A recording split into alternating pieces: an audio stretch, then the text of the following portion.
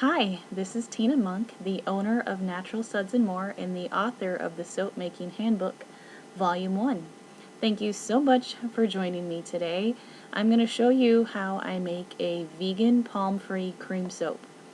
And to start, I use a dual lye method. And this is 87% potassium hydroxide and the rest is sodium hydroxide. And my oils are about 160 degrees, and then I mixed in the lye and to the water and then put that in. So everything is hot.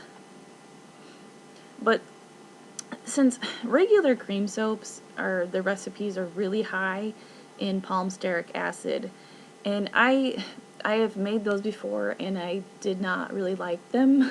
I thought they were too harsh. So I wanted to try this vegan palm free. So there's no animal fats and there's no palm oil and there's no palm stearic acid. And to get the hardness that we need, we still need to use some sort of stearic acid. So I use butters. Kokum butter, cocoa butter, and shea butter, and mango butter, they are all really high in stearic acid. So to get the hardness that we need, that's what I've added to this. And I have several other experiments I want to try, and those will be videos later on. I have several things that I want to attempt with this, so look for those. But since this doesn't have the palm stearic acid, this took a lot longer to trace and it took a lot longer to cook. But I think, if people don't want to use the palm oil and they want to still have cream soap, this I think is a very good option for you, especially with the high craziness of the palm stearic acid and the harshness of that. Since the palm stearic acid does not create glycerin, most of the cream soaps recipes that you'll see will have the glycerin added to it. And if you want, please join my Facebook group, Soap Making and Business Coaching. I am not releasing the recipe for this cream soap in this video. I want to make sure that it's going to work and I'm going to like the result before I do give it, but it'll probably be within a few weeks. I want to see how this cream soap works, but if it works okay, I will be giving out the recipe in my Facebook group. So just look for that, and please join the group if you'd like. And it's a safe zone. It's a group where you can ask whatever you need to, and without any fear or anything like that. I created this group for several reasons, but I wanted people to have that option. And I have been in business for over 10 years, so I do have a lot of expertise, and I do make all types of soap too, and I've been doing this for quite a while. So if you have questions, or if you have business questions or whatever, please join. And for this cream soap here, the stick blender was creating way too much foam, so I actually had to just whisk it. And I sped the film up because this took quite a while. It was a lot of stirring. But the foam was getting too much. And also, like any type of soap making, if you're creating so much foam, the saponification process gets kind of funky. So you want to make sure that it's getting to that creamy consistency. So that helps it cook more evenly, because if you have so much air in there, it's harder for it to cook properly. So you want to whisk this out and try to get it smooth.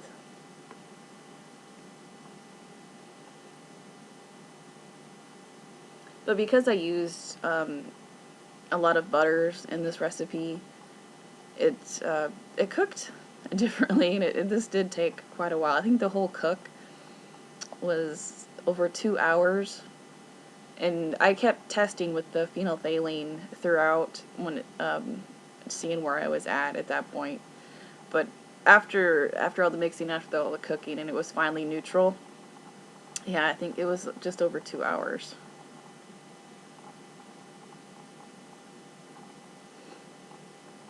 So once I got it to trace, I put the lid on and let it cook for a while. And then you can see it was getting thicker finally.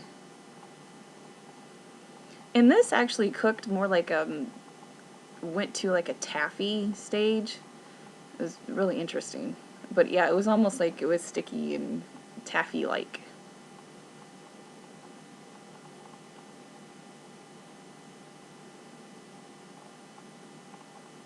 But this was a lot of stirring. A lot of stirring.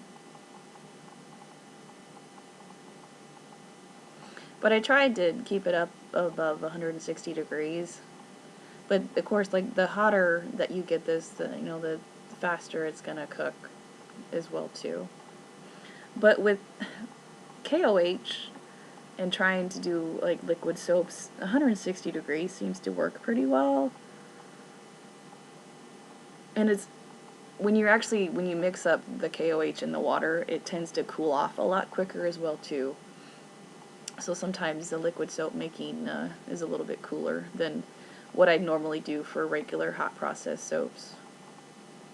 But you can see the consistency finally looks like mashed potatoes here. So it went from like a taffy stage to a mashed potato-y stage.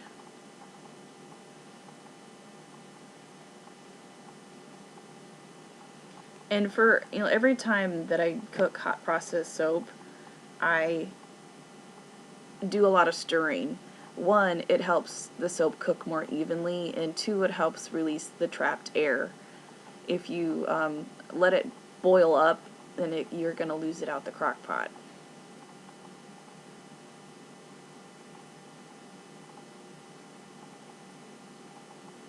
And I know nobody wants to clean a boil over up. I've done it before too, so. But just keep coming back and checking this and stirring it, and this it never really boiled up. It just was like this thick, taffy, mashed potato-y stage for quite a while.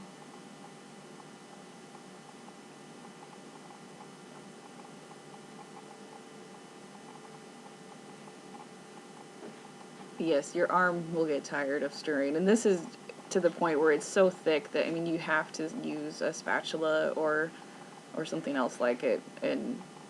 But yeah, you just have to keep trying to move it, and this will keep getting thicker and thicker and thicker, as you can see here.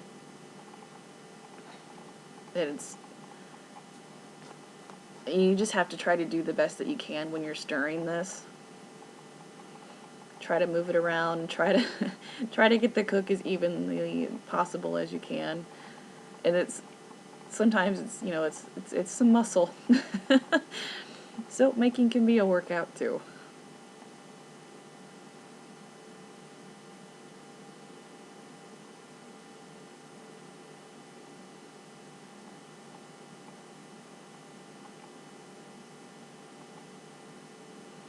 But the term like super fat is changed to super cream for cream soaps.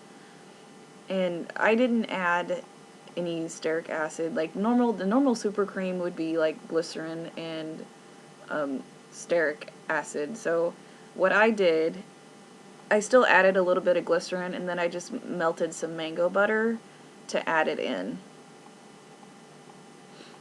And I thought my camera was rolling, but it wasn't. So you didn't see me pour in the super cream, but I did, and I'm mixing it in right now.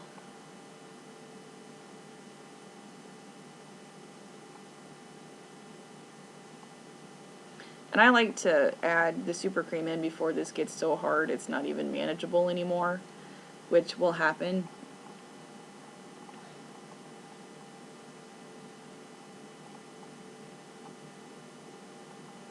And that's pretty much like all you do is just stir it and cook it, and you add your super cream in, and then you once the soap is completely neutral, you let it sit overnight, or let it at least 24 hours to let the soap relax a little bit.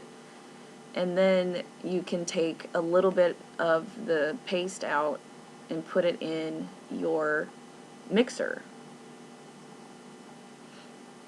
But this is quite, it's not as long as process as cooking liquid soap, which is like an all-day thing. If you've watched my liquid soap video, the cream soap is, in the middle, 2 to 3 hours.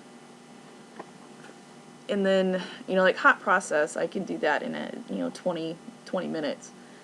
But yeah, so this is just a lot different process, and there's no way, I don't know how to make this any faster, but unless you're using the palmsteric acid, but if you don't want to do that and you want to use the butters instead, it'll just take a little bit longer.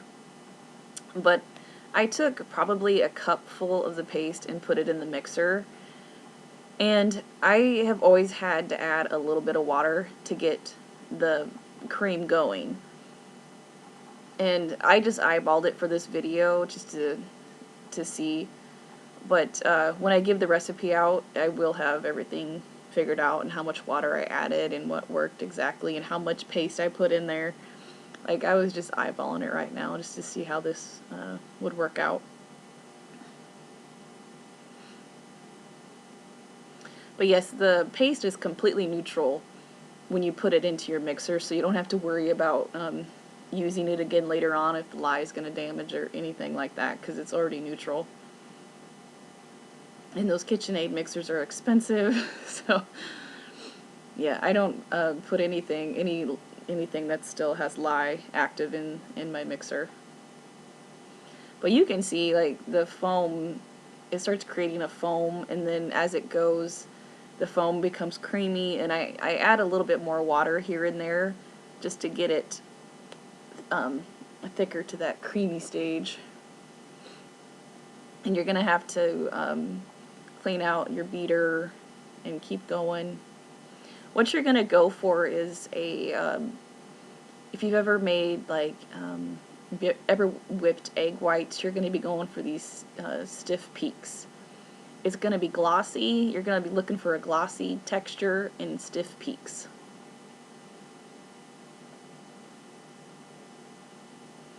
And also keep in mind that this little bit of paste that I put in there is going to fill up this the bowl because it's getting so much air whipped into it. So later on you can you stir. I don't recommend whipping and more whipping because it's just going to create foam and a lot of air in it.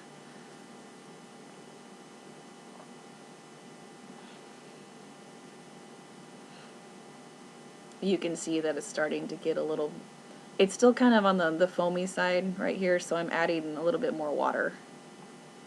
Like I said, I'm just eyeballing this right here.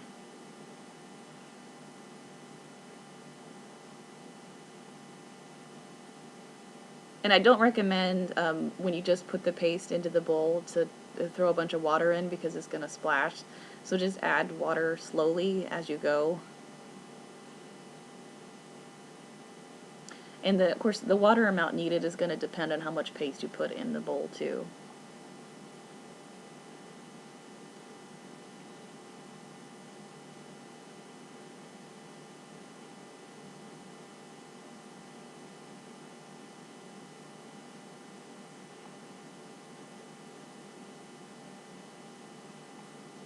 There, I'm adding a little bit more water to it.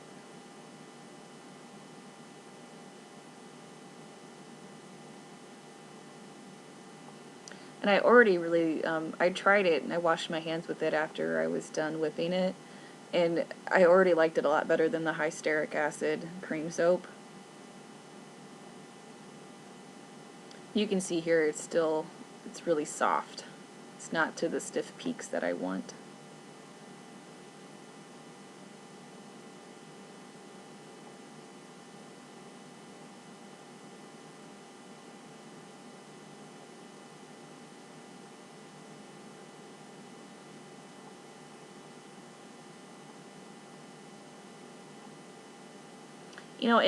Cream soaps are used traditionally for shaving soaps, but I have a lot of other ideas and things that I want to try for different purposes for this, other than just cream soap. You could do face soap, and I'm also going to be working with creating some other products as well too. So look for those videos coming soon as well too.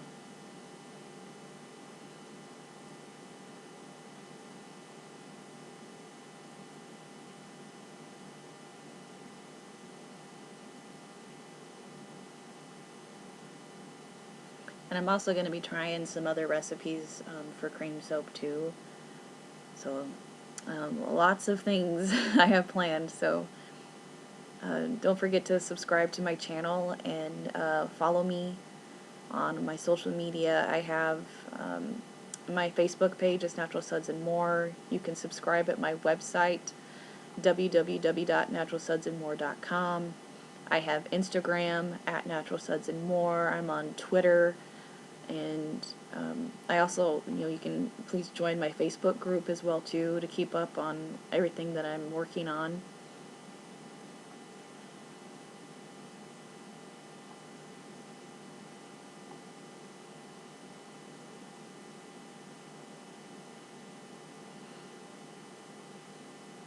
You can see here that it's getting to that stiff peak point.